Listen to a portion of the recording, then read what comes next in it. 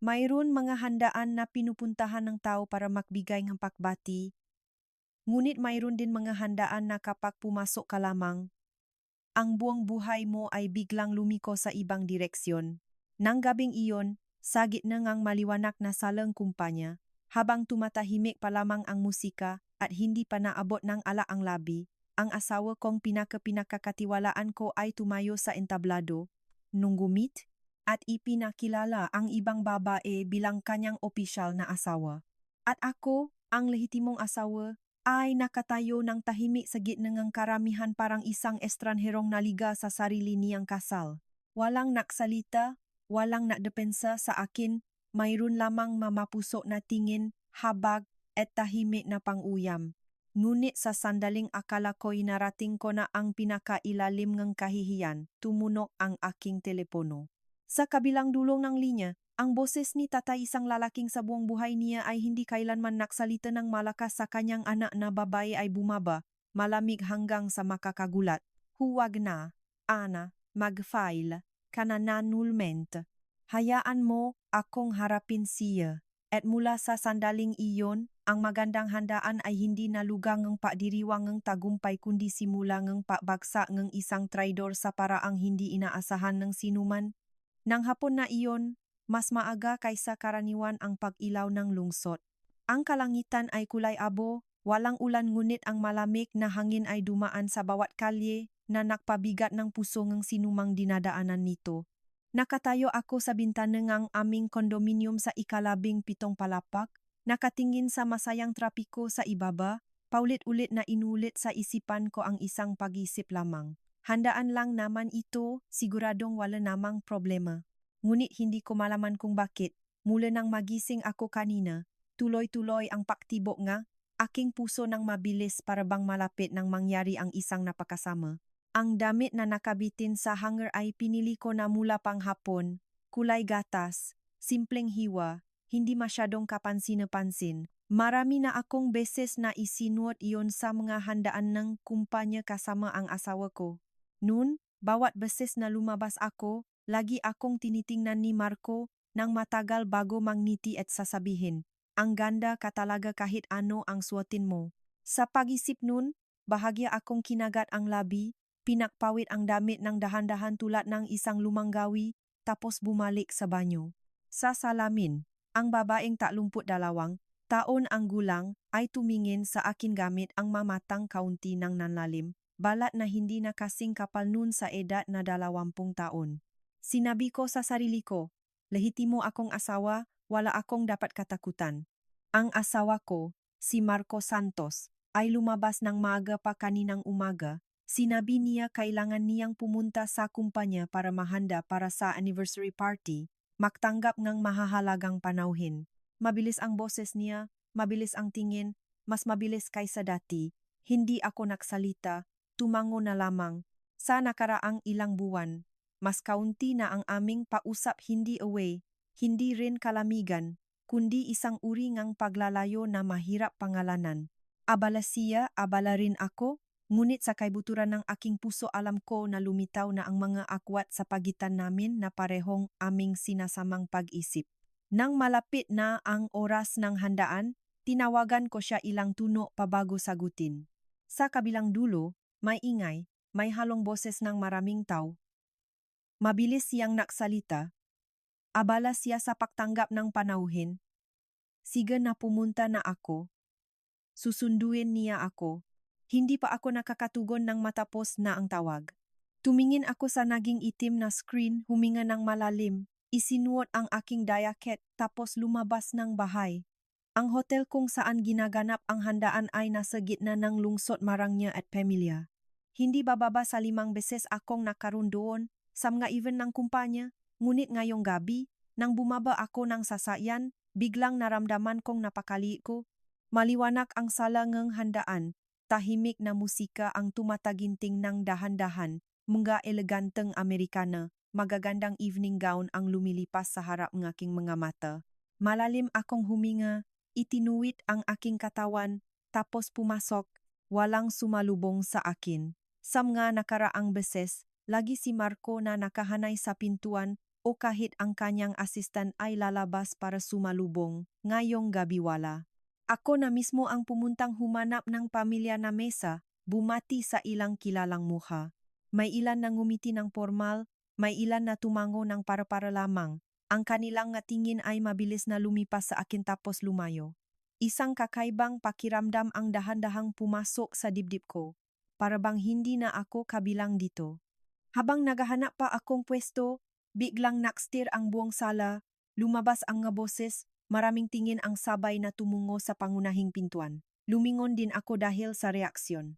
At sa sandaling iyon, para bang may kumukupit sa aking puso, pumasok si Marco, guwapo sa kanyang itim na suit na tinahi para sa kanya.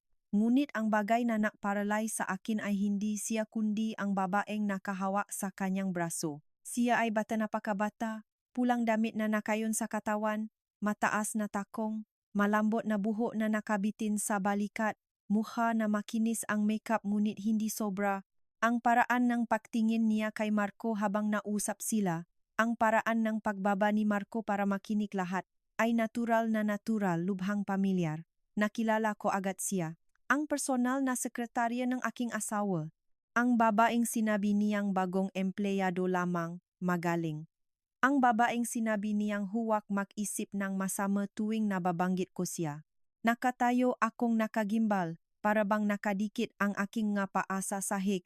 Walang laman ang isipan ko, mayroon lamang malakas na tibok ng puso sa aking tainga. Hindi lumingon si Marco sa aking direksyon. Sabay silang naglakad ni Karen patungo sa entablado, doon sa harap ngang mikropono na nakahandang nakalagay. Ang MC ay nagbigay ng ilang linya ng pambati bago ibigay ang mikropono sa kanya. Ngumiti si Marco, ang ngiting pamilyar na minsan ko ring minahal, pinaniwala ang sisamahan ako habang buhay. Naksalita siya ng malinaw at kalmado. Para bang sasabihin ang isang bagay na napakahalata. Sa pagkakataon ng handaan ngayong gabi, nais ko kayong ipakilala sa isang taong napaka-importante sa aking buhay. Huminto ang aking pahinga. Ito si Karen, ang aking opisyal na asawa. Sa sandaling iyon, para bang sumabog ang buong sala, nagsimulang mag-whisper sa lahat ng panig. May ilan na nagulat, may ilan na lumingon sa akin, ang kanilang mga mata puno ng usisa at habag. May ilan na bahagyang ngumisi, para bang nanot ng dula na nahulaan na nila ang ending.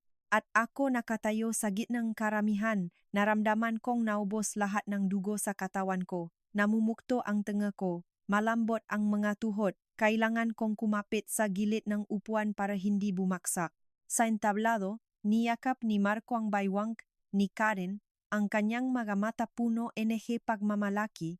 Ngumiti si Karen, itinaas ang kanyang ulo, ang kanyang tingin ay lumipas sa buong sala bago tumigil sa kinaroroonan ko. Sa maikling sandaling iyon, nakita ko sa kanyang mamata hindi pagkabago, hindi takot, kundi isang malamig na tagumpay. Hindi ko naalala kung paano ako lumabas ng sala, alam ko lamang nang nakatayo na ako sa loop ng elevator, nang maksara ang pintuan, napagtanto ko na nanginginig ang aking makamay. Nahulog ang luha nang hindi ko namamalayan, isa-isang mabigat at mainit. Tumunog ang telepono sa aking bolsilo. Tumingin ako sa screen. Napihati ang puso nang makita ang pangalan ni tatay. Bago pa man ako nakapagsalita, maririnig na ang boses ni tatay malalim at matibay, walang alinlangan. Ana, huwag na iyan, mag-file kang annulment, hayaan mo akong harapin siya. Idinampi ko ang telepono sa aking tainga, nakatayo ng walang kilos sa loop ng elevator habang pababa ito, sa gitna ng pantay na tunog ng makina. Sa labas, maliwanag pa rin ang mailaw ng lungsod, nagpapatuloy ang handaan, at naunawaan ko ng malinaw mula sa sandaling ito. Ang aming kasal ay opisyal na lumipat sa isang bagong kabanata. Huminto ang elevator sa basement, may malakas na tunog. Pagbukas ng pintuan, dumating ang malamig na hangin at nakpayanig sa akin. Malungkot ang parking area. Puting neon na ilaw ang kumukulo sa malamig na konkretong sahig. Lumakad ako palabas, nanginginig pa rin ang magkapaa, walang laman ang isipan para bang katatapos lang ang isang bangungot na hindi pa nagigising. Nakadikit pa rin ang telepono sa aking tainga, wala nang da na salita si tatay. Sa kabilang dulo ng linya, tahimik lamang, ngunit ang katahimikang iyon ang nakpabilis ng tibok ng aking puso. Alam kong mabuti ang aking tatay. Hindi siya uri ng taong maraming salita, lalo na hindi basta-basta nagbabanta. Kapag sinabi niyang hayaan mo akong harapin siya, ang ganoong bagay ay hindi kailanman maliit. Nasalita si tatay, nanlapat ang lalamunan ko. Ayos ka ba anak? Hindi ko alam kung bakit na sinungaling ako. Marahil ay dahil mula pa noong bata, palagi akong ang anak na nakpapahinga ng loob ng tatay. Matino ang pag-aral, maayos ang pagpapakasal, hindi siya pinagalala. Ngunit sa kabilang dulong linya, si tatay ay bahagya lamang na huminga ng malalim, bumaba ang boses, hindi mo kailangang maging matapang sa harapan ng tatay mo, uwi ka na, bukas, darating ako. Nakatayo akong nakatambay sa sasakyan ng matagal, hanggang nang maramdamang tumagos ang lamig sa manipis kong damit ay nagisnan ko ang sarili at binuksan ang pinto. Sa daan pauwi, maliwanag pa rin ang lungsod, mabaho ang trapiko, maingay ang mga karinderya sa tabi-tabi, lahat ay normal. Ang buhay ng lungsod ay nagpapatuloy na walang pagtigil. Lahat ay karaniwang-karaniwan. Ang buhay ko lamang ang kakatapos pa lang na lumipat sa ibang pahina.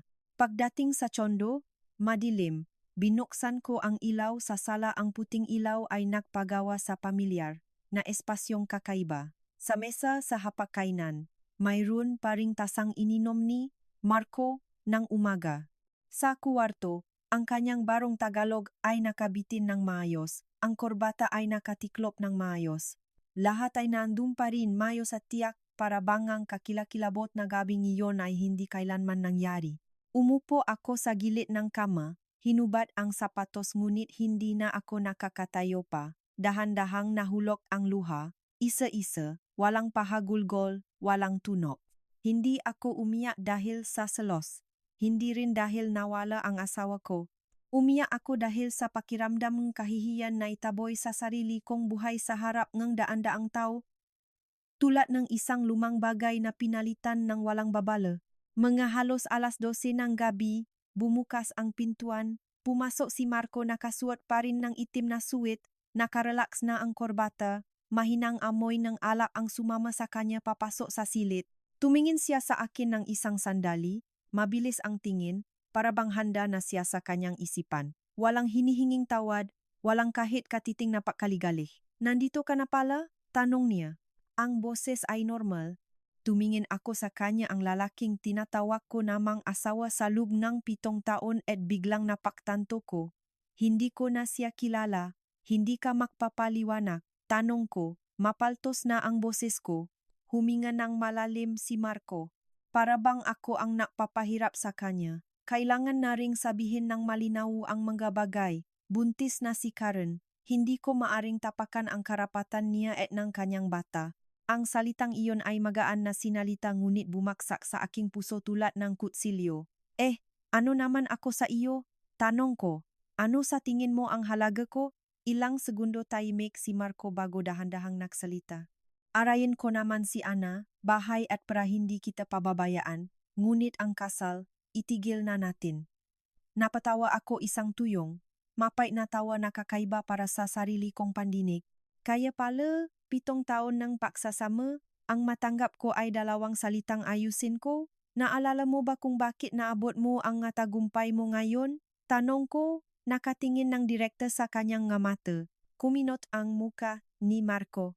Huwag mo nang isangkot ang tatay mo dito. Hindi na ako naksalita pa, tumayo na lamang, kinuha ang kumot at unan, pumunta sa sala. Sa likod ko, hindi ako pinigilan.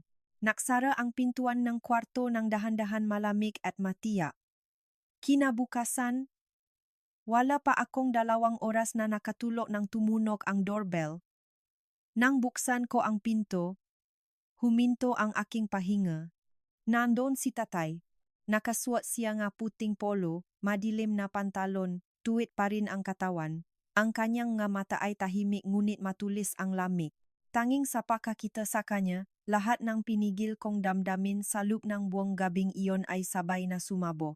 Hindi marami ang tinanong ni tatay. Lumingon lang siya sa tsondo ng isang beses tapos umupo sa sofa, mabagal ang boses, bawat salita ay malinaw ang pakbaksak. Ikuwento mo sa tatay, mula sa simula. Ikinuwento ko ang maliit na mga pagbabago kay Marco, ang batang sekretarya, ang handaan, ang salitang opisyal na asawa na nakpaluhot sa akin.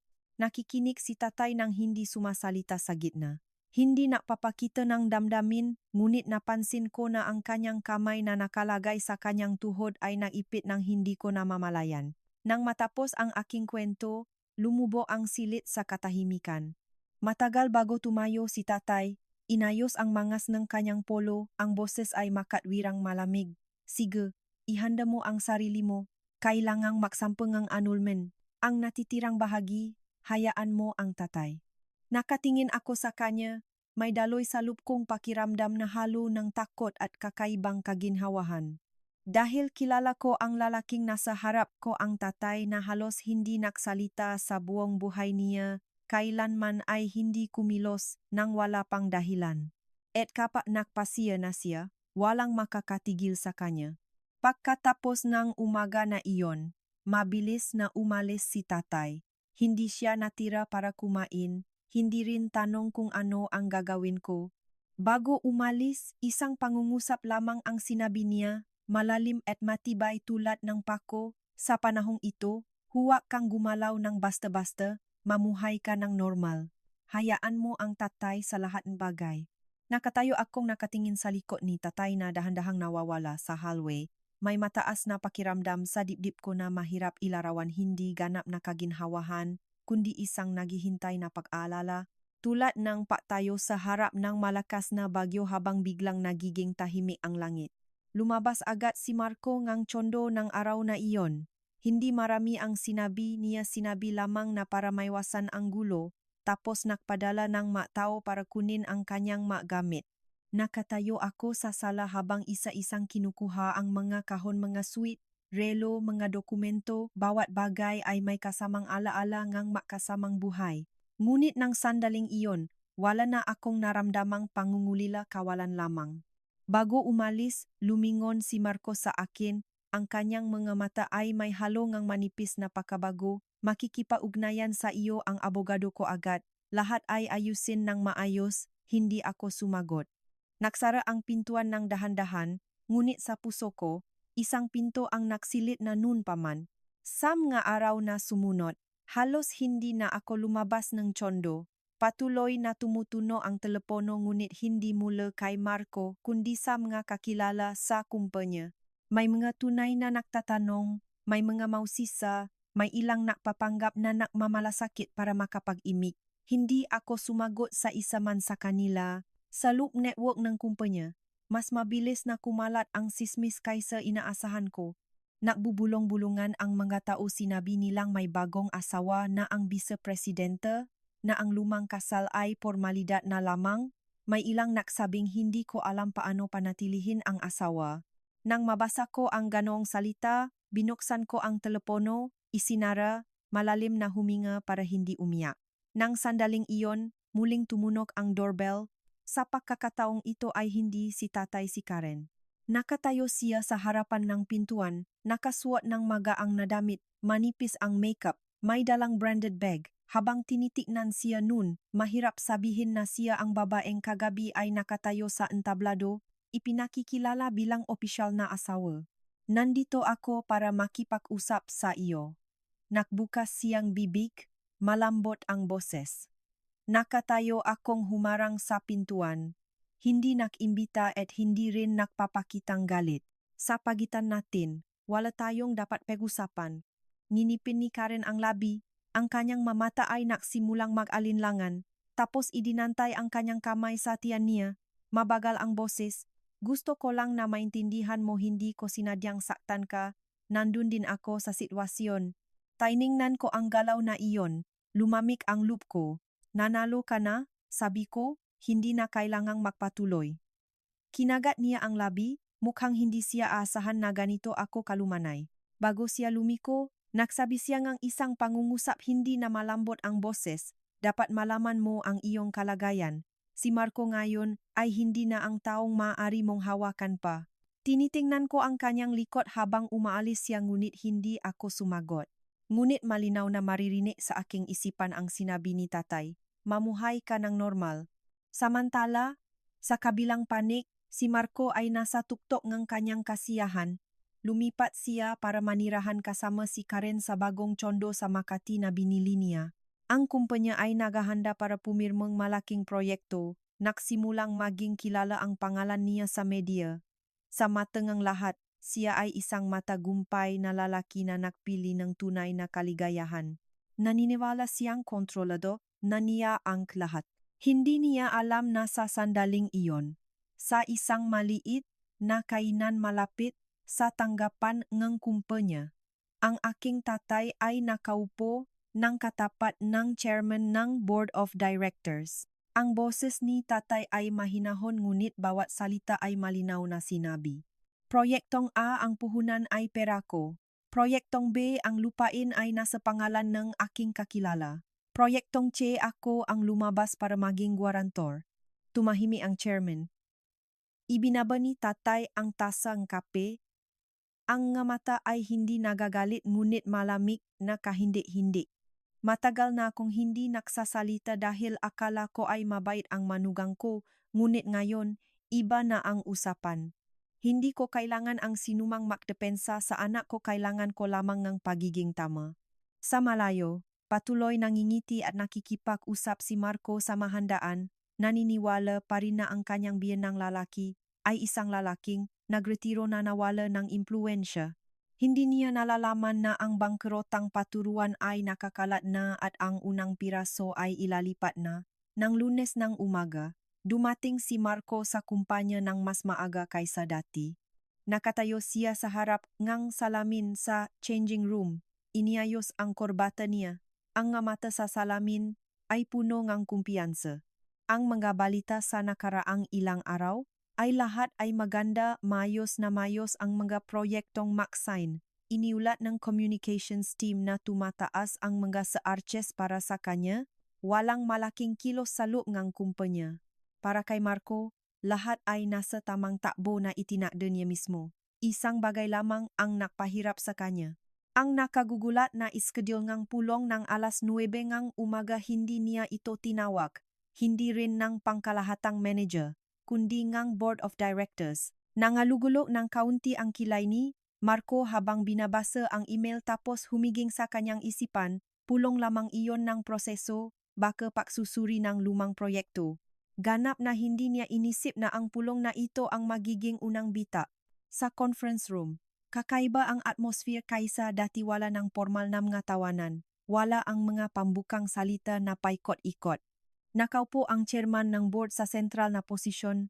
Seryoso ang mukha, sa tabi niya ang CFO, head ng legal, at isang mukha na hindi inaasahan ni Marco, ang aking tatay. Namali si Marco ng sagli bago mabilis na nagbalik enge katahimikan. Tumango siya para bumati. Pinagsisikapan ang magiliw na ngiti.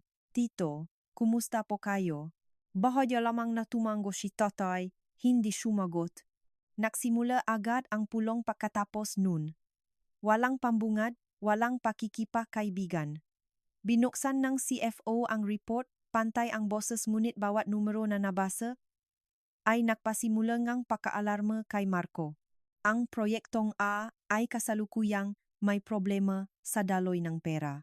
Kuminot ang kilay ni Marco. Anong problema? Normal ang report nung nakaraang buwan. Nagsalita ang head ng legal. Ang bahagi ng garantiya para sa proyektong ito ay malapit ng mamuling masuri. Ayong sa mga dokumento, ang nausilbing kanto ay si Ginoong Reyes. Ilang segundo na tahimik ang silit. Lumingon si Marco kay tatay. Nakaupo si tatay ng tuwid. Ang dalawang kamay ay nakapatong sa mesa. Mahinahon ang mga mata. Para bang nakikinig sa ibang tao. Mayroon bang epekto ito? Tanong ni Marco, ang boses ay nagsimulang bumaba.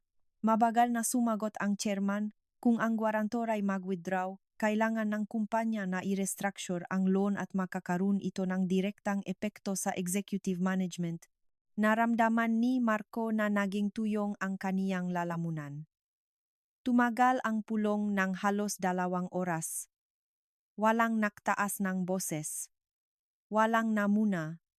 Ngunit bawat tanong na itinataas ay napakagitna. Proseso ngang pa-aproba, personal na responsibilidad, transparency ngang investment decisions ang nga bagay na dating dali-dali na nilalampasan ni Marco ay naging mga isyong kailangang linawin. Nang matapos ang pulong, naksabi ang chairman ng maikling pangungusap susuriin ng board ang senior leadership structure sa lalong madaling panahon. Walang naksabing sino, ngunit malinaw na naunawaan ni Marco na nasa ilalim na siya nga patutunguhan. Pagalis ng pulong mabilis na lumakat, si Marco pabalik sa sarili niyang opisina. Pinisara ng malakas ang pintuan. Sa unang pagkakataon sa napakatagal ngang panahon, tunay siyang nag-alala. Tinawagan niya ang kanyang asistan na hilingang suriin ang lahat ng kontrata na may kaunayan sa malalaking proyekto.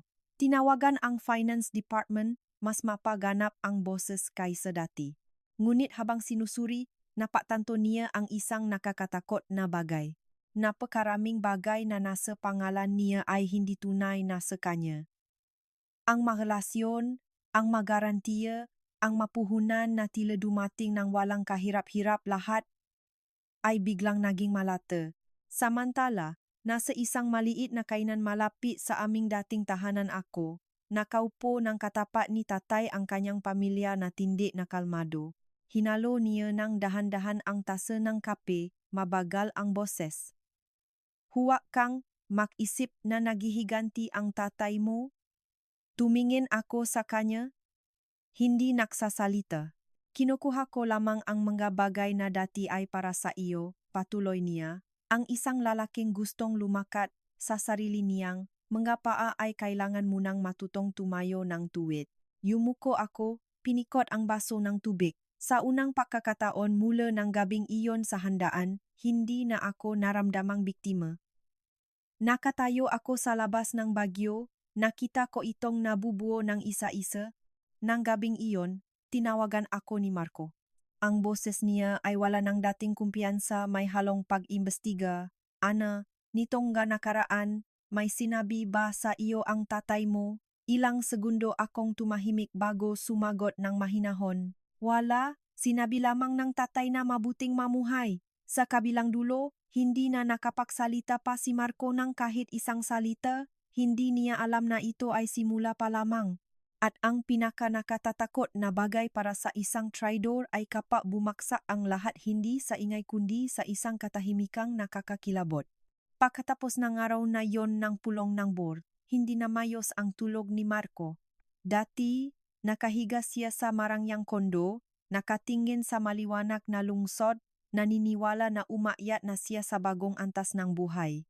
Ngunit ngayon, kahit hindi nagbago ang paligid niya sofa, mamahaling alak, milyong-piso na view may pakiramdam sa loob niya na hindi malis, para bang may nakakatayo sa likod niya at dahan-dahang nagbibilang. Si Karen ang unang nakapagtansin en pagbabago. Marco, masyadong stress ka ngayon. Sinabi niya, sabay na ipatong ang kamay sa balikat ni Marco at ngumiti ng malambing. Trabaho lang naman. Maayos din. Tumango si Marco para magmukha ay pumapayag, ngunit sa isipan niya.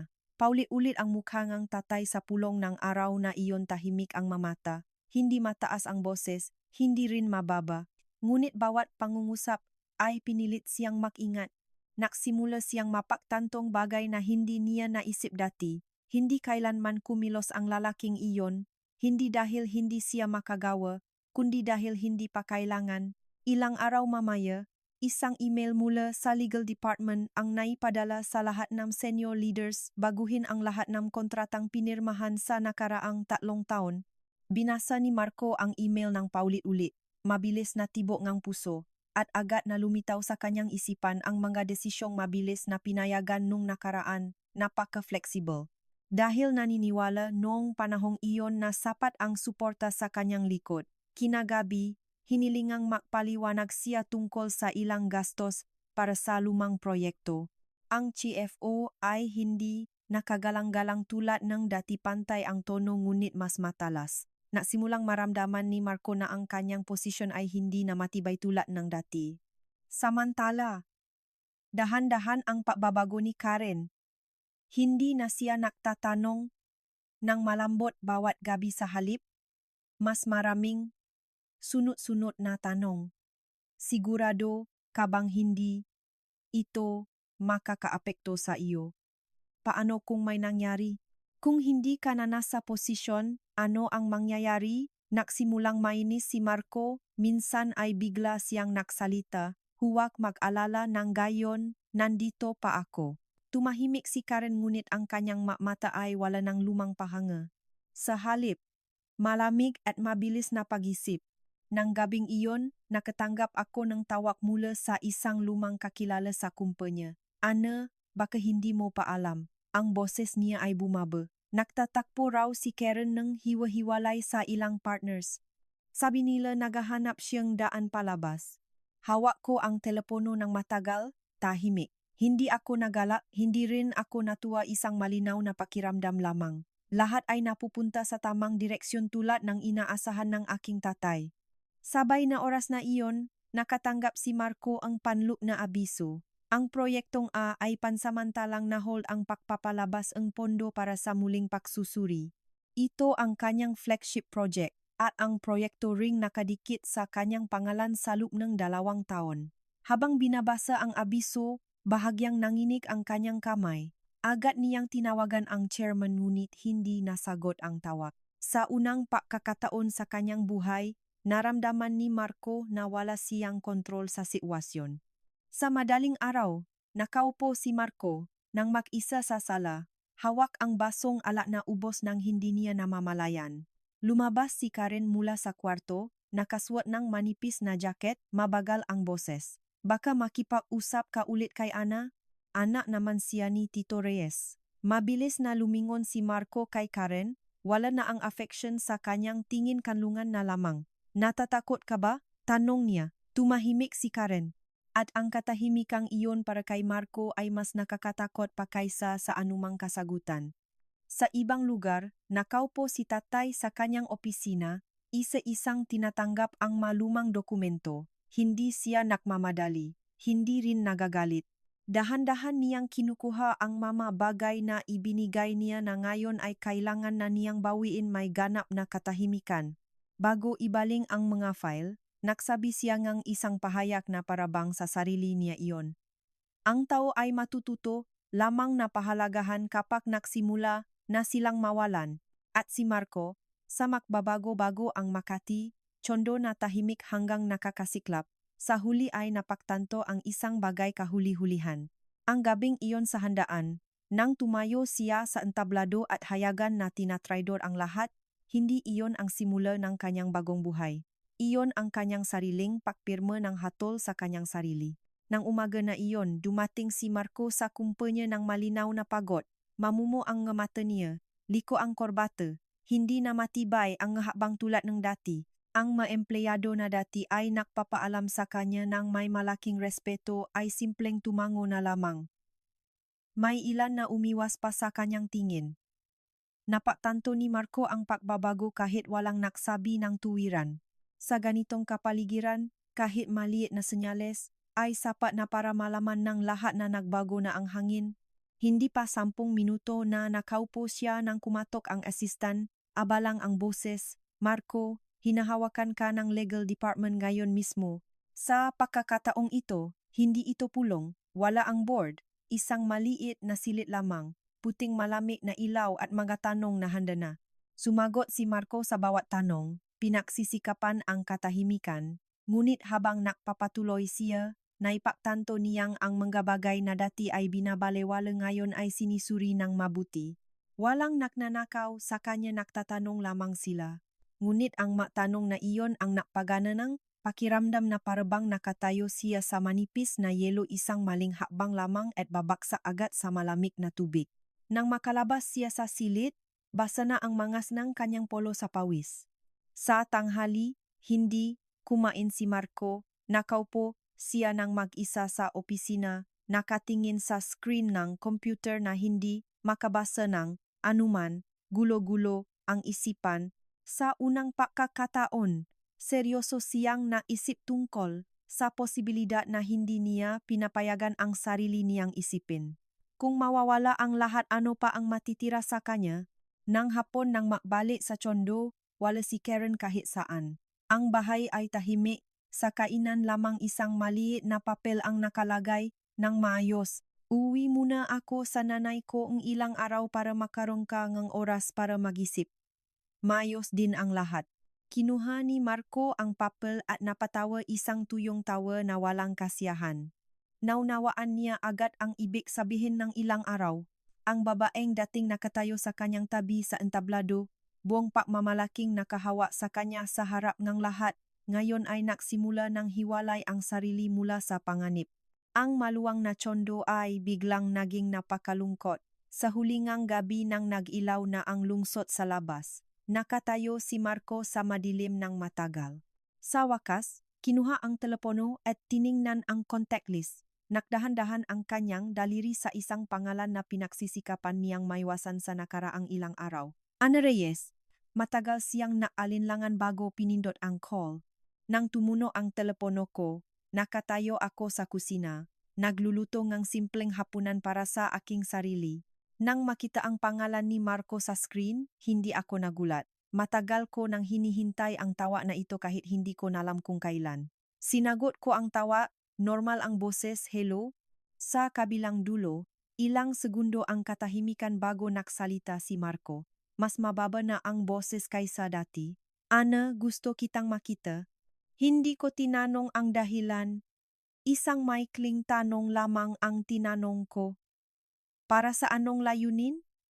Huminga ng malalim si Marco. Nakakaharap ako ng malaking problema. Ipinikit ko ang aking mga mata. Lumitaw sa isipan ko ang imaheng ngabing iyon sa handaan, matingkat na ilaw, mapamalaking ngiti ni Marco nang hayagan itang ipakilala ang iba.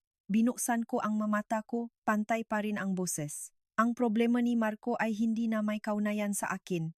Natigil si Marco saglit, bago dahan-dahang nagsalita.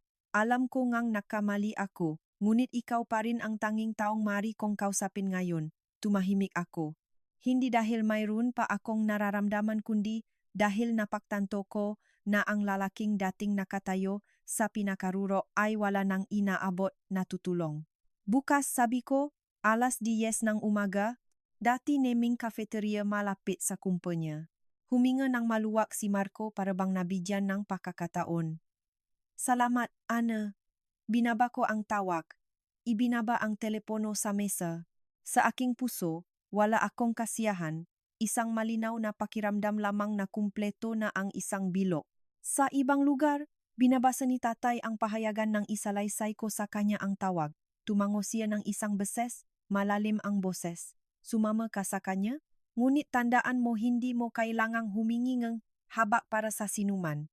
Tumingin ako kay tatay, unang tunay na naunawaan ang isang bagay. Hindi kailangan ng lahat na parusahan ng kidlat. Ang ilan ay kailangan lang mawalan ng lahat ng sandaling hinihingan bago sapat na ang sakit. At si Marco ay nakatayo na sa bingit ng iyon. Ang lumang kafeterya ay naandun pa rin, hindi na bago ng gaano. Kayumangging kulay na mga upuan at mesa, pamilya na amoy ng kape, mahinang instrumentong musika mula sa isang lugar na tumatahimik ng dahan-dahan. Dito kami dati ni Marco nagtatakpo pagkatapos ang trabaho. Dito kami nakaupo sa matagal na oras na pag-usap tungkol sa hinaharap, tungkol sa aming bahay, tungkol sa mga batang darating. Nakarating ako ng 10 minutong maaga, pinili ang mesa sa tabi ng bintana, nak-order ng mainit na tasaa. Nakapatong ang aking mga kamay sa hilid ng hetasa, naramdaman ang ginit na lumaganap, ang gunitang puso ay ganap na kalmado. Nahuli si Marco, pumasok siya sa kafeterya. Luminhalinha sa kanatihil sa pagtingin sa akin. Sa sandaling iyon, malinaw ko itong nakita ang pakakaiba. Hindi na ito ang lalaking may kumpiyansang tumayo sa entablado, wala na rin ang dating kayabangan. Sa harap ko ay si Marco na mas payat, pagod ang hitsura at nag-alangan. Hinila niya ang upuan at umupo ng katapat ko, mababa ang boses. Natagalan ka ba? Kaka, dating ko lang, tugon ko. Ilang segundo kaming natahimik. Lumingalinga si Marco sa kafeterya na parabang naghahanap ng isang bagay na mahawakan. Bago sa wakas lumingon sa akin. Ana, nagsalita siya. Humihingi ako ng tawad. Hindi ako nagulat. Hindi rin nagalaw. Isang higop lamang ng saa bago ilagay ang tasa ng dahan-dahan. Para saan ang pahingi ng tawad? Tanong ko. Dahil sa pagtataksil o dahil hayagan mo akong hiniya sa harap ng buong kumpanya? Yumuko si Marco. Nakamali ako. Hindi ko inakala na magiging ganito kalayo ang lahat. Tiningnan ko siya. Isang mahinang ngiti ang dumaan ngunit walang kasiyahan. Akala mo pa rin tatahimik na ako at lalayo, hindi ba?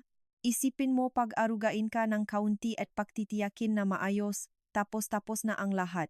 Tumahimik si Marco at ang katahimikang iyon ay para sa akin ang kasagutan. Nagangal, namumula ang nga mata ni Marco. Malaki ang problema ko ngayon, sinusuri ng board ang aking posisyon. Ilang proyekto ang nahol, at si Karen ay wala na rin sa tabi ko. Tumango ako, pantay pa ang boses. Iyon ay hindi na may kaugnayan sa akin. Sinapitan ni Marco ang kanyang makamay, nangingini ang boses. Ana, alam mo naman lahat ng ito ay nagsimula sa tatay mo. Kung papaya lang ang tatay mo na huminto. Ibinaba ko ng malakas ang aking tasa ng tisaa sa mesa, mahinang tunog ngunit sapat para magulat si Marco. Huwag, hinabol ko siya, huwag isangkot ang aking tatay dito para parang siya ang nakdulot ng lahat ng ito. Ikaw ang nagsimula. Tumingin si Marco sa akin, ang nga mata ay may halong desperasyon at pagsisisi. Gusto ko lamang ngang pagkakataon na ayusin ang lahat. Sabi niya, kahit paano ay maasawa pa rin tayo dati. Tumingin ko ng direkta sa kanyang nga mata, dahan-dahan ang bawat salita. Ang pagkakataon mo ay natapos sa sandaling tinawag mo ang ibabilang opisyal na asawa sa harap ko. Naging makapal ang hangin sa pagitan namin. Natagal bago muling naksalita si Marco, halos bulong na ang boses. Kaya bang maksalita ka sa tatay mo ngang isang pangungusap? Isang pangungusap lamang.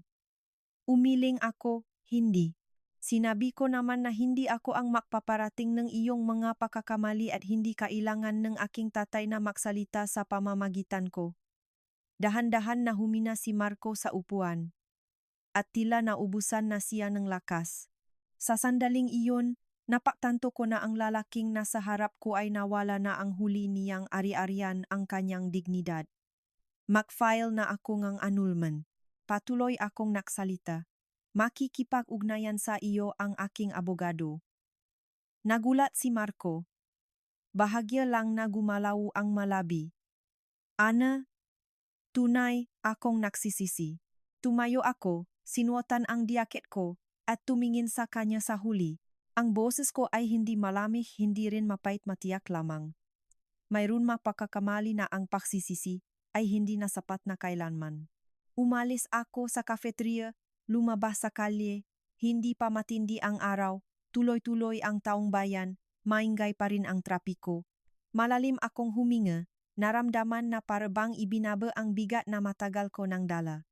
Sa likod ko, nananatili si Marco ng mag-isa. Sa gitna ng cafeteria na dating saksi sa pinakamainam-nam ga araw at ngayon ay, ganap na natapos na. Natapos ang pagtatagpo sa cafeteria ngunit ang naiwan nito ay hindi umalis kay Marco. Bumalik siya sa kumpanya sa isang estado ngang pagitan ng pag-asa at desperasyon. Isang bahagi sa kanya ay naniniwala pa rin na hindi pa siya nasa pinakamasama.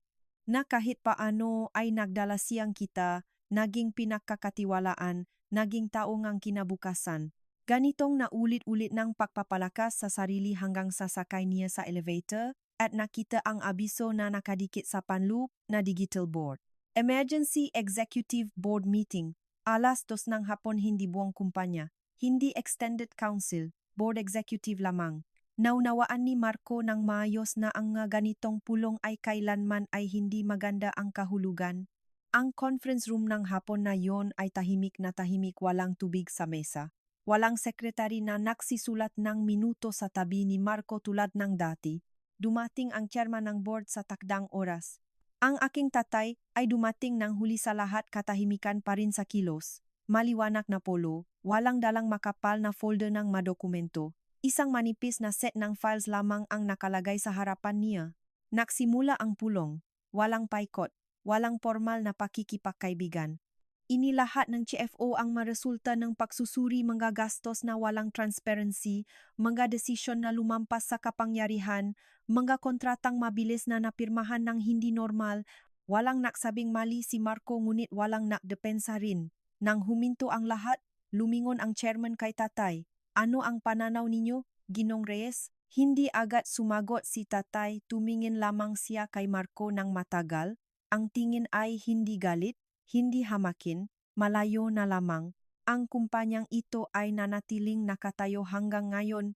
Dahan-dahan nagsalita si Tatay, hindi dahil sa isang individual man lamang. Naduan ng pahinto si Tatay.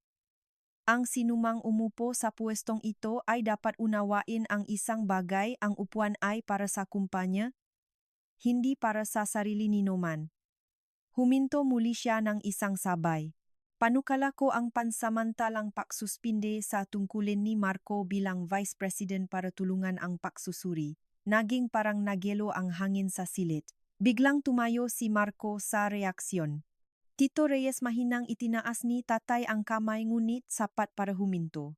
Ito ay hindi tungkol sa pamilya. At hindi rin ito dahil sa aking anak na babay, ito ay prinsipyo. Tumango ang chairman, pumayak. Bumaksak si Marco sa kanyang upuan. Walang tutol, walang lakas para tumutol.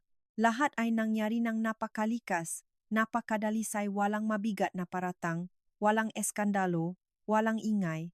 Ang upuan sa ilalim ng kanyang paa ay binunot ng eksakto sa pagkataong wala na siyang lakas para makapanatili ng balanse. Ang balita ay kumalat sa loob ng kumpanya sa loob lamang ng isang hapon.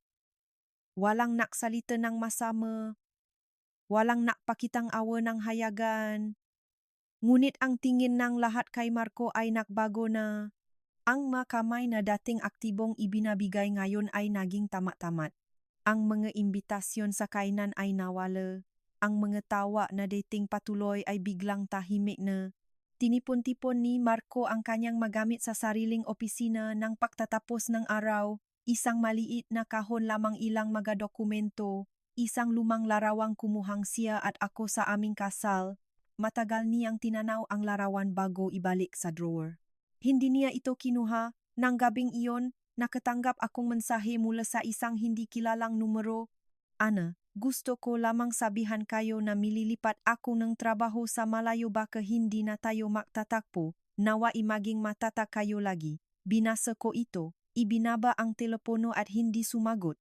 Hindi ito dahil sa kalamigan kundi dahil alam ko na may mga paalam na hindi kailangang tugunan. Kumukumpleto ang mga ito ngang sariling kahulugan. Nang gabing iyon, nakaupo si Marco nang mag-isa sa maluwang na condominium. Wala si Karen, hindi bumalik, tahimik ang telepono. Ang lungsod sa labas ay maliwanag pa rin, ngunit sa unang pagkakataon, tunay niyang naunawaan kung ano ang ibig sabihin ng maywanang mag-isa.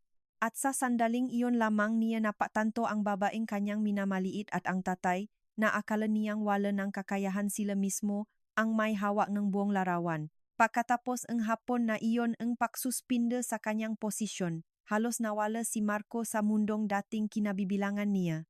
Wala ng mga nakmamadaling tawag, wala ng mga marangyang handaan, wala ng mga papuring narinig. Kinabukasan ng umaga, gumising siya ng maaga dahil sa lumang gawi, ngunit nang lumingon sa kabilang panig ng kama, walang tao, walang tunog ng hakbang sa kusina. Ang maluwang na tsondo ay lumago ng napakatahimik na nahirapan siyang huminga. Bumangon si Marco, tumingin sa bintana, masaya pa rin ang lungsod ngunit pakiramdam niya ay nakatayo siya sa labas ng lahat. Nagbihis siya at lumabas ngunit hindi alam kung saan pupunta. Wala na sa kumpanya ang lugar niya, walang tumawag na kaibigan. Ang pamilya niya sa lalawigan ay naktatanong na may pagkabalisa. Biglang napagtanto ni Marco na ang tinuturing niyang network ng mga relasyon ay umiiral lamang habang nasa itaas pa siya. Nang tanghali, nakatanggap siya ng email mula sa abogado, petisyon ng annulment. Ang aking pangalan ay malinaw at mayos na nakalimbak, walang pananakot, walang hindi makatwirang hinihiling hatiin ang ari-arian ayon sa batas, mayos ang nga obligasyon. Binasa ni Marco ang bawat linya. Naramdaman na parang may tahimik na nakputol ng Bawat tali ang huli niyang pag-ugnayan sa nakaraan. Pumirma siya ng walang pag-alangan, walang pagtutol. Marahil ay dahil naunawaan niyang wala na siyang karapatang kumapit pa. Ilang araw mamaya, mensahe si Karen, "Pasensya na, hindi ako sapat na malakas para samahan kita ngayon." Binasa ni Marco ang mensaheng iyon ng matagal bago burahin. Hindi siya nagalit, hindi rin siya nagulat. Ang babaeng iyon ay dumating sa kanya nang nasa tuktok siya, kaya aalis din nang nahulog na siya. Lahat ay makatuwiran sa pinakamalamig na paraan. Nang gabing iyon, binuksan ni Marco ang aparador. Nakita ang lumang barong Tagalog na sinuplangan ko para sa kanya bago bawat mahahalagang pulong. Inangat niya ito. Idinampi sa dibdib bago ibaba. Sa sandaling iyon, malinaw niyang naunawaan. Nawala niya ang tanging babaeng nasa tabi niya noon na wala pa siyang anuman. At ako, ang buhay ay nagsimulang bumalik sa normal na takbo. Lumipat ako pansamantalang manirahan malapit sa aming mga magulang. Tuwing umaga, gumagawa akong saa para kay tatay. Nakikinig kay nanay na nakukuwento ng gabagay. Walang nagsalita tungkol kay Marco, walang nagtatanong kung malungkot ako. Ang katahimikang iyon para sa akin ay isang napakamalambot na paraan ng pagaling. Isang hapon, sabay kaming ni tatay na naglakad sa paligid ng malambot ang araw, mahangin at malamig. Dahan-dahan naglakad si tatay, nagsalita ng parabang casual. Nagupong ka pa ba sa kanya? Matagal akong nag-isip bago umiling. Walang naisip na dapat pansinin. Tumango si tatay. Iyon ay sapat na.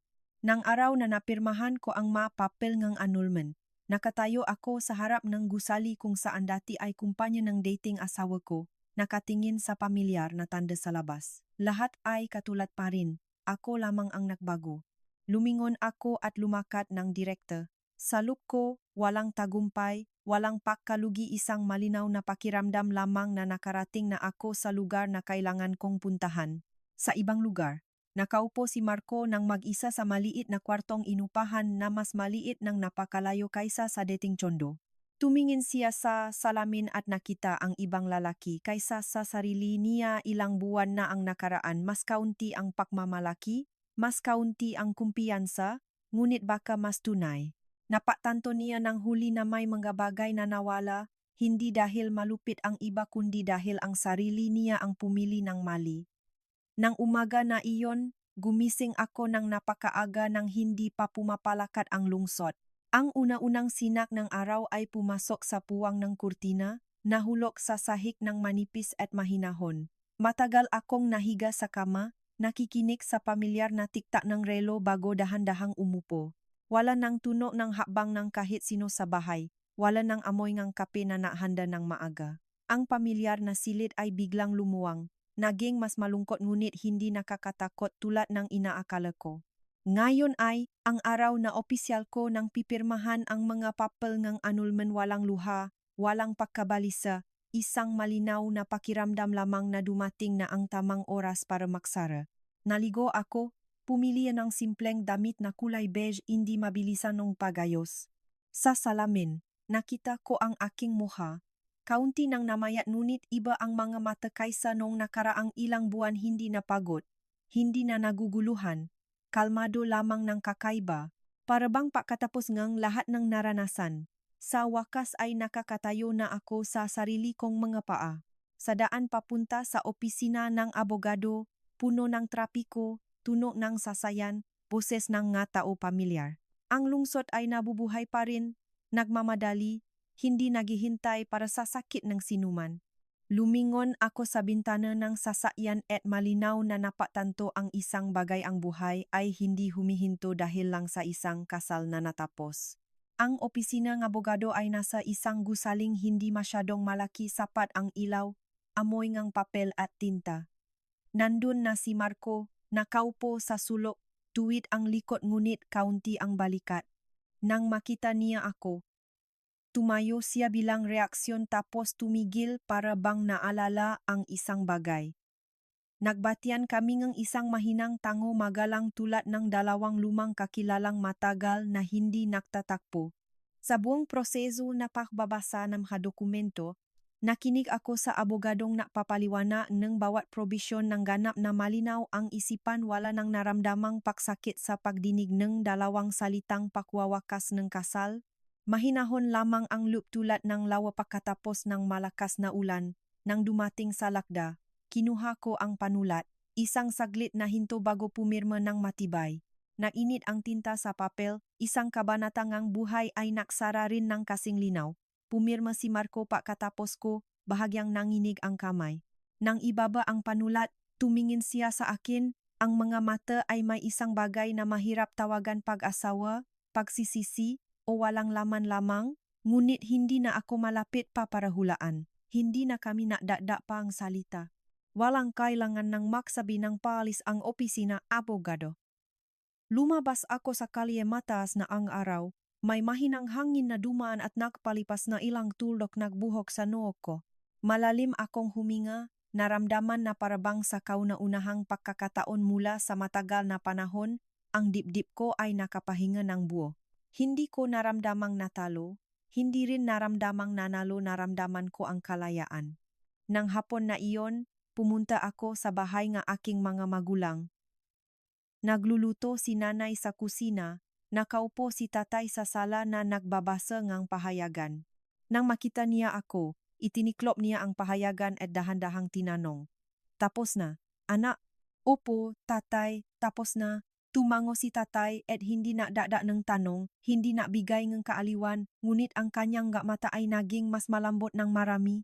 Naunawaan ko para sa tatay, ang makita lamang na nakatayo ako ng matata ay sapat na.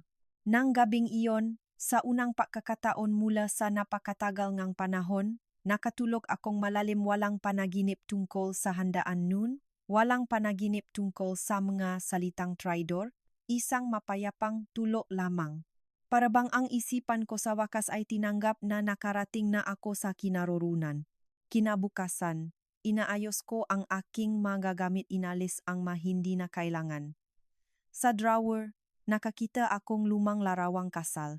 Matagal ko itong tinanaw bago ilagay sa isang maliit na kahon na nilagay sa mataas na istante, hindi pinunit, hindi itinatapon, dahil iyon ay bahagi ng nakaraan na tunay na umiral, tunay na nangyari ngunit hindi nakabilang sa kasalukuyan. Nang gabing iyon, ginawa ko ang sarili kong saa, tumayo sa tabi ng bintana na nakatingin sa lungsod na nag-ilaw na. Ang dilaw na liwanag ay tumatama sa bawat bintana, sa bawat kalye. Ngumiti ako ng kaunti sa unang pagkakataon mula sa maraming buwan. Naging malinaw ang araw na wala na akong asawa, ay siya ring araw na naging ako muli ang sarili ko.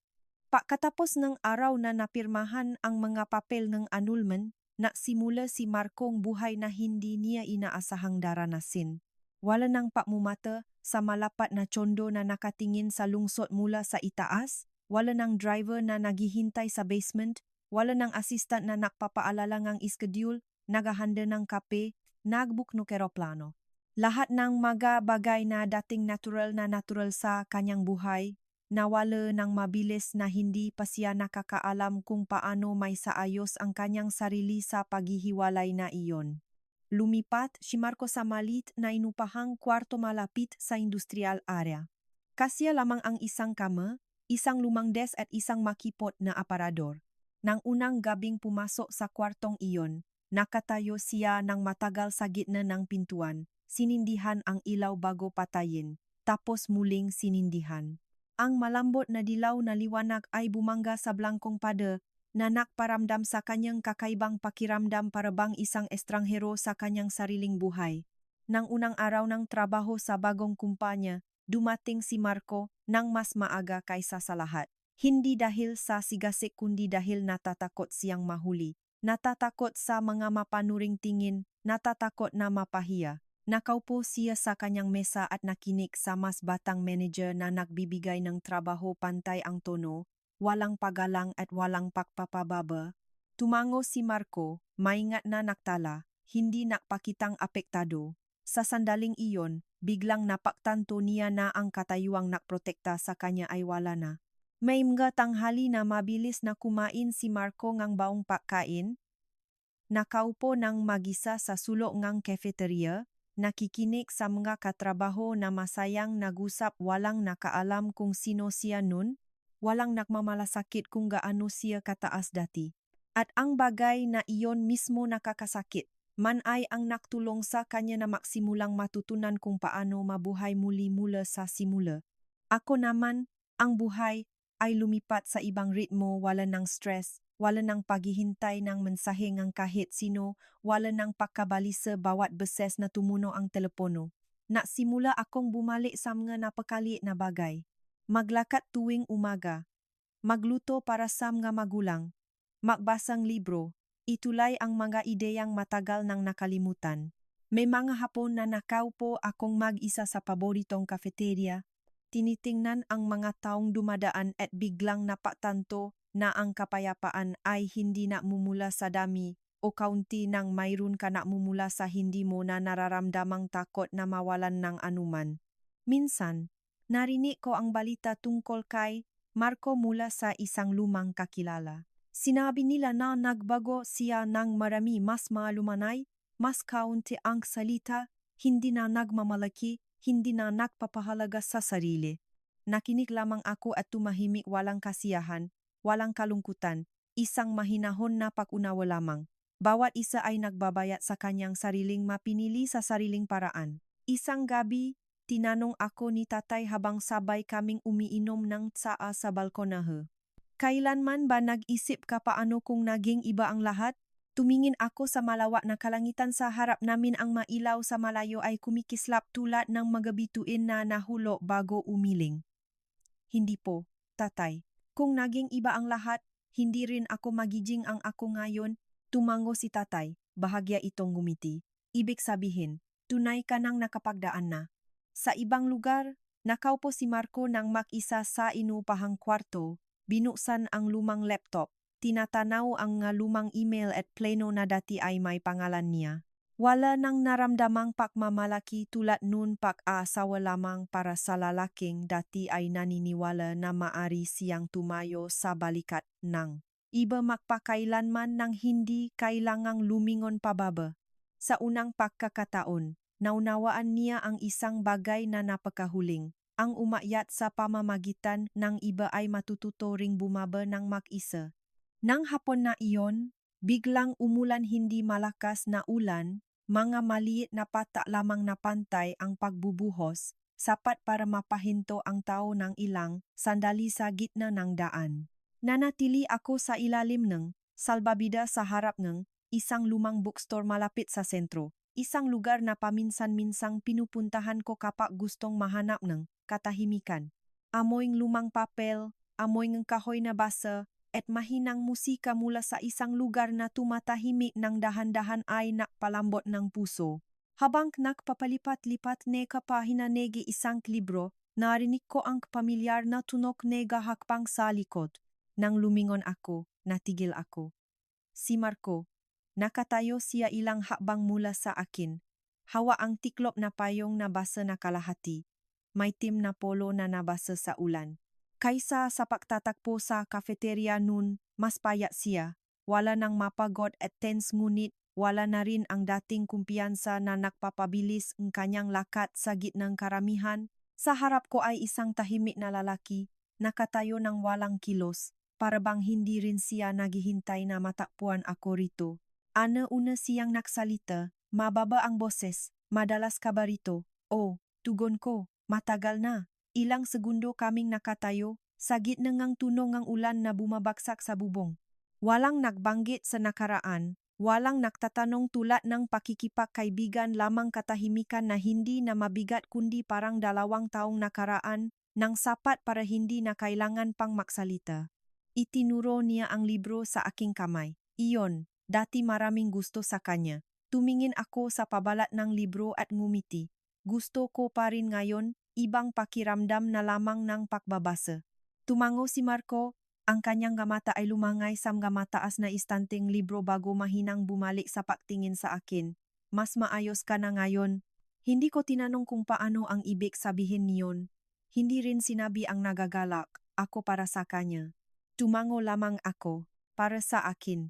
ang kapayapaan ng iba ay hindi na responsibilidad o obligasyong inaatupak pa. Humupa ng dahan-dahan ang ulan, lumabas ako at binuksan ang payong. Ganun din si Marco. Sabay-sabay kaming nalakat ng maikling sandali bago tumigil sa sangandaan. Bago lumiko sa ibang direksyon, nagsabi siyang isang pangungusap ng napakahinahon ngunit sapat para marinig ko. Humihingi siyang tawad hindi para umasang kapatawaran. Gusto lamang niyang may pahaya ng sapat na siyang malinaw ang isipan. Tumingin ako sa kanya walang galit, walang sakit, isang malinaw na pakiramdam lamang. Lahat ay nasa tamang lugar na. Naintindihan ko. Sinabi ko at iyon ay sapat na. Ngumiti si Marco. Sa unang pagkakataon mula sa napakatagal, ang ngiting iyon ay walang kasamang ambisyon o pagkakataon. Mabuti sana ang buhay mo, sinabi niya. Ikaw rin naman, sagot ko. Lumiko kami sa makaibang direksyon walang lumingon. Nang gabing iyon, mas matagal akong umuwi kaysa karaniwan.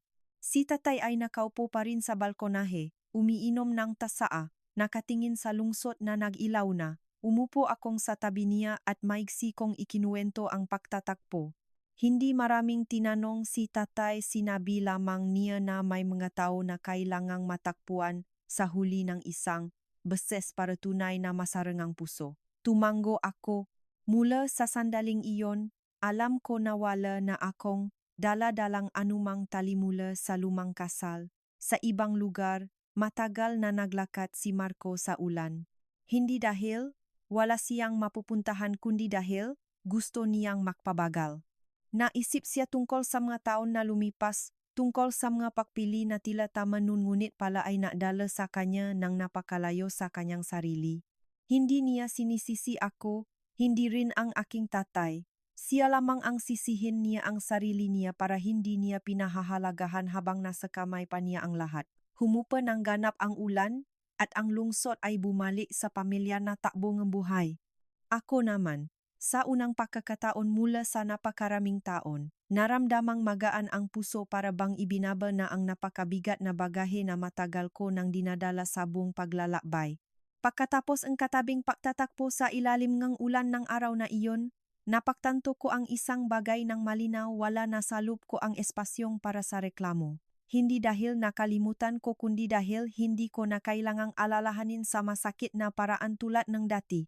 Ang buhay ko ay lumipat sa isang mas mabagal na ritmo. Tuwing umaga, gumigising ako ng maaga para maglakad sa paligid ng kapitbahayan habang maputla pa ang langit.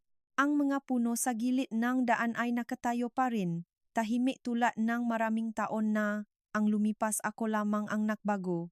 Hindi na ako lumakat ng may pilosopiya ng isang taong sa pilitang pinagsisikapang maging matapang kundi ng isang taong natanggap na ang kanyang sariling kahinaan. May mga tanghalian na nakaupo akong mag-isa sa maliit na paboritong karinderya, nag-order ng simpleng pagkain, nakikinig sa tunog ng kutsara na nagsasalubong sa mangkok, sa boses ng mga taong nag-usap. Dati lagi akong natatakot sa pakiramdam ngayon ng mag-isa, natatakot na tumingin ang iba at akalaing nag-isa ako. Ngunit ngayon, napagtanto ko na ang pagiging mag-isa ay hindi katumbas ng pag-iwan sa iyo. Minsan lamang ito ang panahon na kailangan mong bumalik sa sarili mo. Nagsimula akong sumulat muli ng tala-arawan ang bagay na tinalikdan ko mula ng makasal. Ang mga linya ay hindi na reklamo kundi mahinahon na dialogo sa sarili. Ano ang iniisip ko? Ano ang kinatatakutan ko? Pagkatapos ang pagsulat, tinitiklop ko ang notebook at naramdaman ang loob ko na mas gaan ng marami. Ang aking mga magulang ay naandun pa rin sa napakatahing paraan. Hindi tinanong ni nanay kung naalala ko si Marco. Hindi binanggit ni tatay ang lumang usapan. Sa gabi, kumakain kaming lahat. Nausap nga napakamaliit na bagay, presyong gulay sa palengke, isang bagong kapitbahay na lumipat, isang palabas sa TV na hindi pa natapos panoorin. Napagtanto ko na ang mga karaniwang bagay na iyon ang nakpanatili sa akin, hindi ako hinayaang anot sa mga negatibong pag-iisip. Isang beses, matagal na tiningnan ni nanay ako bago sabihin, "Anak, kakaiba ka ngayon." "Paano, nay?" tanong ko. mas magaan, sagot ni nanay, nakikita ko kang ngumingiti nang hindi mo pinagsisikapan. Ang pangungusap na iyon ay nakpatahimik sa akin ng matagal. Sa ibang lugar, si Marco ay namumuhay rin sa maaraw na lubhang naiba. Pumupunta siya sa trabaho sa tamang oras, bumabalik sa maliit na kwarto, nagluluto ng sarili, naglilinis ng sarili. May magabi na nakaupo siya ng matagal sa harap ng bintana. Tinitingnan ang nga taong dumadaan bago biglang mapaktanto na naging napakabilis ng takbo niya noon para mailimot ang mapinakamahalagang bagay. Hindi na niya hinahanap ang aking numero. Hindi dahil wala na siyang inaalaala kundi dahil naunawaan na niya. Mayroon mga distansyang hindi na kailangang palapitin, kailangan na lamang igalang. Ako naman sa mga araw na iyon ay nagsimulang mag-isip tungkol sa hinaharap sa napakaibang paraan. Wala nang tanong kung sino ang sasama sa akin kundi kung anong uri ng tao ang gusto kong maging. Nag-enroll ako sa isang maikling kurso na lagi ko nang itinatagal dahil abala sa pag-alaga ng pamilya. Nang unang araw ng klase, nakaupo ako sa gitna ng mga estranghero na kinig naktala at hindi ko napansalang ngumiti. Ang pakiramdam ng matuto ang paunlad ay nakparamdam sa akin na ako ay lumalaki muli sa napakamabagal ngunit tiyak na paraan. Isang gabi, nakatayo ako sa harap ng salamin, tinitingnan ang babaeng na andun, hindi na ang asawang laging nagsisikap na pagayahin ang asawa, hindi rin ang babaeng nasaktan, isang ordinaryong babae lamang na natututo kung paano magmahal sa sarili niya. Hindi perpekto ngunit tunay. Biglang naunawaan ko ang isang napakasimpleng bagay. Ang pagaling ay hindi pagkalimot sa nakaraan kundi ang pag-alala rito nang wala ng sakit. At kapag nagawa mo na iyon, talagang nagsisimula kang ibang buhay. Ang buhay ko pagkatapos ng maaraw ng pagaling ay hindi maingay ngunit hindi na rin tahimik hanggang sa kawalan. Tuwing umaga, gumigising ako ng kaunting mas maaga, gumagawa ng saa, binubuksan ang bintana para pumasok ang hangin sa maliit na silid. Ang araw na sumisina sa mesa. Doon ako naglagay ng mga notebook, ang mga material na matagal nang nalimutan sa nakaraming taon. Dati lagi kong iniisip na wala akong oras, ngunit ngayon naunawaan ko hindi ito kawalan ng oras kundi ang paglagay kong sarili kong buhay sa hulihan ng buhay ng iba. Isang hapon, nakatanggap ako ng tawag mula sa isang lumang kaibigan, ang taong dating kasamahan ko sa isang proyekto bago pa man ako nagpakasal. Masigasig ngunit kaunting nag-alangan ang kanyang boses. Hoy, nangangailangan kami ng isang taong mag-asikaso ng project coordination. Naalala kita noong dati. Napakagaling mo, hindi ko lang alam kung gusto mo pa bang bumalik. Hawak ko ang telepono ng tahimik ng ilang segundo. Noong nakaraan isang panahon na napakalayo na nagtrabaho ako ng puno ng sigasig at kumpiyansa. Pagkatapos ay dahan-dahan akong lumayo sa likod. Hindi dahil kulang ang kakayahan kundi dahil akala ko ay ganun dapat. Pahintulutan mo akong mag-isip ng kaunti, sagot ko. Nang gabing iyon, matagal akong nakaupo sa harap ng mesa hindi para timbangin ang mga benepisyo at disadvantage kundi para tanungin ang sarili ko kung ano pa ang gusto ko at ano ang kinatatakutan ko. Napagtanto ko ang bagay na nagpapahinto sa akin ay hindi ang trabaho kundi ang takot sa kabiguan, takot na wala ng sasanggalang sa akin, takot na mag-isa na ang magharap sa lahat ng responsibilidad para sa sarili ko. Ngunit saka akong ngumiti dahil kung hindi ako lalabas, manatili akong palagi sa comfort zone ng lumang sakit. Sa mga susunod na araw, nagsimula akong mahanda para sa aking pagbabalik. Ina-update ko ang aking CV, binabasa muli ang mga profesional na material, sinasabi ko sa sarili na hindi na ako bata para manggarap ngunit hindi pahuli ang lahat para magsimula muli. May mga sandaling ang pagod, may mga sandaling ang pagdududa ngunit kakaiba kaysa dati, hindi ko na iniiwasan ang pakiramdam na iyon. Natututo akong tanggapin na ang pagiging matanda ay nangangahulugang natatakot ka pa rin ngunit nagpapatuloy ka pa rin. Nakita ako ni tatay na masipag na nagtatrabaho sa tabi na mesa tuwing gabi, hindi siya nagsalita ng marami. Isang beses ay dahan-dahang ipatong ang kamay niya sa aking balikat at nagsabi ng napakahinahon, "Nabubuhay ka na ayon sa sarili mong pagpili, anak." Napahinto sa akin ang pangungusap na iyon ng matagal. Nang unang araw ng pagbabalik sa kapaligiran ng trabaho, nagbihis ako ng simpleng damit at pumasok sa bagong opisina na may ganap na ibang pakiramdam. Hindi kailangang malaman ng sinuman kung sino ang dating asawa ko, hindi kailangan ng respeto ng sinuman, ipinakilala ko ang aking sarili ng maiksi. Ana Reyes ako. Iyon lamang. Ngunit sa puso ko, sa unang pagkakataon, isang malinaw na pakiramdam. Hindi na ako nakatayo sa liwanag ng kahit sino. Nang tanghaling iyon, kasama akong kumain ng mga bagong katrabaho, mga kwentong pangtrabaho, proyekto, mga planong darating. Walang nagtatanong ng personal, walang masyadong curious tungkol sa nakaraan. At ang ordinaryong pakiramdam na iyon ang nakpaginhawa sa akin ng lubos. Nang gabing bumalik sa bahay, nakatayo ako sa harap ng salamin, tinitingnan ang babae na ngumingiti sa kanyang sarili. Hindi ngiti ang tagumpay, hindi rin ngiting ganap na kaligayahan, ngiti lamang ng isang taong handang mabuhay muli, walang reklamo, walang paktakas. Naunawaan ko na ang buhay ay hindi nakbabayad sa atin sa pamamagitan ng pakbabalik ng mga nawalang bagay. Nakbubukas lamang ito ng ibang mga pintuan kapag sapat na nating tapang na humakbang. Nang gabing iyon, sa unang pagkakataon mula sa napakatagal, naramdaman ko na ang puso ko ay hindi lamang mapayapa kundi puno rin ng buhay. Ang bagong trabaho ay hindi nagbigay sa akin ng overwhelm tulad ng mga unang araw nang pumasok ako sa mundo ni Marco noon. Sapat ang pressure, sapat ang hamon at pinakamahalagang bagay ay pagari ko ito. Tuwing umaga, pumupunta ako sa opisina ng counting mas maaga, gumagawa ng kape, binubuksan ang laptop at tinitingnan ang plano para sa araw.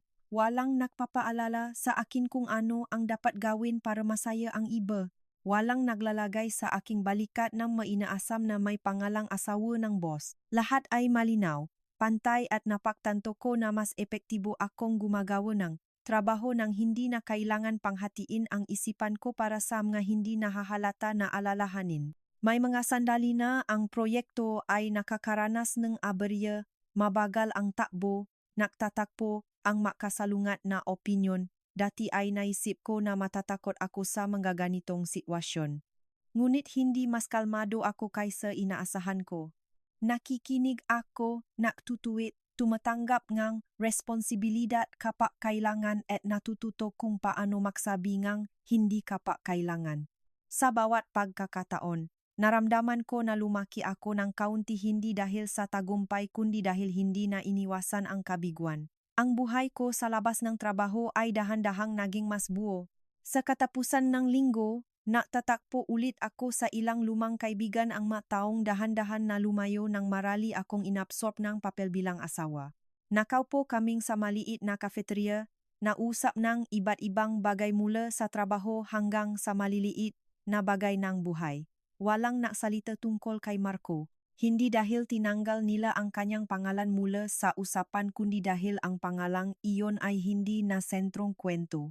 Isang pagkakataon, tinanong ako ng isang kaibigan ng pabayaan, ngayon ano para sa iyo ang kasal? Matagal akong nag-isip bago sumagot, isang lugar kung saan sabay lumaki ang dalawang tao. Kung ang isa lamang ang nakdadala ng lahat hindi na iyon kasal. Pagkasabi ko, napagtanto ko na wala akong kapaitan, sinabi ko lamang ang isang bagay na naunawaan ko na ng malinaw. Paminsan-minsan, nakakakita pa rin akong balita tungkol kay Marco. Sinasabi nilang mas stable na ang trabaho niya, tahimik na ang pamumuhay, wala nang mabilis na pag-akyat ngunit hindi na rin bumabaksak nang walang kontrol. Sinabi ngang ilan na nagbago siya ng marami, mas tahimik, mas kaunti ang salita, wala nang pagmamalaki, wala nang pagpapatunay. Narinig ko at tapos na, walang pagnanais na muling matakpuan, walang pag-iwas rin, simpleng ang bawat isa ay mayroon ng sariling daan. Isang gabi habang naghahanda akong mga material, nakatanggap akong maikling mensahe mula sa hindi kilalang numero. Kinilala ko si Marco. Ipinaalam niya lamang na mililipat siya ang trabaho sa malayo, malamang hindi na sila makikita. Nawa ay lagi akong manatiling matatak. Nabasa ko ito, ibinaba ang telepono at hindi sumagot. Hindi ito kalamigan, alam ko na may mga paalam na hindi kailangang sugunan. Kumukumpleto ang mga ito ng sariling kahulugan. Nang gabing iyon, nakatayo ako sa balkonahe, tinitingnan ang lungsod na nagilaw na, mahinang hangin ang dumating, may kasamang amoy ngang mga halaman pagkatapos ng ulan. Biglang naalaala ko ang handaan nun nakatayo akong naliligaw sa gitna ng matingkat na liwanag. Kung babalitan ko ang oras, wala akong babaguhin. Dahil ang pagbaksak na iyon ang nagdala sa akin dito isang lugar na hindi maningning ngunit matibay. Naunawaan ko na ang kaligayahan ay hindi ang makaroon ng taong nasa tabi mo kundi ang hindi mawala ang sarili mo habang nakatayo ka sa tabi ng kahit sino. At kapag nagawa mo na iyon, hindi ka na natatakot sa pag-isa. Hindi ka rin mamadaling humanap ng ibang balikat na masasandalan. Pinawi ko ang ilaw, pumasok na sa loob ng bahay, na handa para sa susunod na araw ng trabaho. Wala sa puso ko ang malalim na hangarin mayroon lamang isang matibay na paniniwala. Kahit paano pa magbago ang buhay, sapat na ang lakas ko para magpatuloy. Isang gabing katapusan ng taon, nakatayo ako sa aking maliit na silid, inaayos ang aking puting polo sa harap ng salamin. Walang gown, walang mamahaling alahas, walang mabuting liwanag, isang simpleng kasuotan lamang para maging maayos at comfortable. Ngayon ang kumpanya ay nakdaos ng maliit na pagdiriwang para sa proyektong natapos sa tamang oras. Hindi ito handaan ng manasa itaas isang pagtitipon ng makataong makasamang nagtrabaho ng may respeto.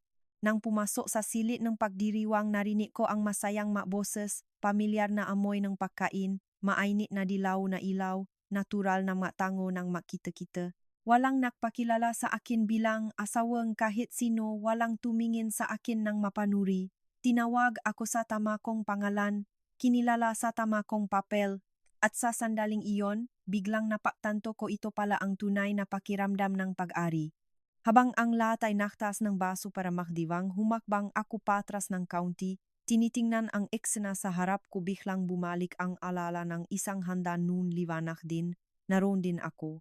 Ngunit noon, nakatayo ako sa gitna ng karamihan, ngunit naramdaman ko ang sarili ko ng napakaliit at naliligaw, itinataboy mula sa sarili kong kasal sa pamamagitan ng isang malamig na pangungusap. Kung babalikan ko ang oras, sasabihin ko sa babaeng iyon noon, hindi ka mahina tulad ng inaakala mo, nasa maling lugar ka lamang. Pagkatapos ng pagdiriwang, mas matagal akong umuwi, mas tahimik ang lungsod sa gabi. Dahan-dahan akong naglakad, walang pagmamadali, walang paaalala, bawat hakbang ay tunay at matibay. Pagdating sa bahay, gumawa ako ng mainit na tsaa, binuksan ang bintana para pumasok ang gabi. Natutulog na si nanay at tatay, tahimik ang bahay ngunit hindi nag-isa. Umupo ako sa upuan, isang higop ng saan naramdaman na magaan ang puso. Wala ng galit, wala ng pangungulila, wala ng paasam ng iba pang bagay. Naunawaan ko na ang buhay ay hindi nakakautang sa atin ng kaligayahan. Ngunit binibigyan nito tayo ng pagkakataon na maging isang babaeng hindi mawawala dahil sa kahit sino. Sa ibang lugar na napakalayo, baka si Marco ay namumuhay na rin ng sarili niyang buhay, wala ng kaningningan. Ngunit baka naunawaan na ang halaga ng pagiging mabuti at may responsibilidad. Hindi ko ipinagdarasal na bumalik siya sa nakaraan. Ipinapanalangin ko lamang na magpatuloy siya nang hindi na inulit ang lumang nga pagkakamali. At ako hindi ko kailangang patunayan na nanalo ako laban sa kahit sino. Dahil ang pinakamahalagang bagay, nanalo ako laban sa aking sarili.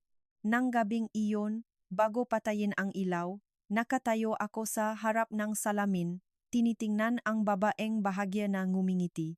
Hindi ito ngitingang isang taong katatapos lang lumabas sa isang nabigong kasal, kundi ngitingang isang taong nahanap muli ang sariling halaga. Naunawaan ko ang isang napakasimpleng bagay. Ang pinakamasakit na handaan sa buhay ng isang tao ay minsan ang simula ng isang tunay na buhay. Kapag nagsara ang isang pinto, hindi para parusahan tayo, kundi para puwersahin tayong lumabas sa lugar na hindi na tayo kabilang. Pinawi ko ang ilaw. Isang bagong araw ang naghihintay sa harapan, hindi kailangan ng kamay ng kahit sino dahil sapat na ang lakas ko para lumakat ng maisa. Karadada. Maaral mula sa kwento, 1 and 2, ang buhay ay kakaiba-kaiba minsan. May mga kawalan na tila katapusan na ngunit sa katunayan ay simula lamang ito para mabuhay ng mas tama. Pinalala tayong wentong ito, ang pinakamasakit na pagtataksil ay hindi ang mawalan ng tao kundi ang mapahina ang sariling halaga. Ang kasal ay may kahulugan lamang kapag parehong nabibigayan ng respeto at tumutulong sa isa-isa, hindi ang isa ang nadadala ng lahat habang ang isa ay lumiliko. Ang pinakamatapang na babay ay hindi ang natitiyak na nanatili at naktiis kundi ang naglakas loob na umalis nang hindi na siya kinikilala.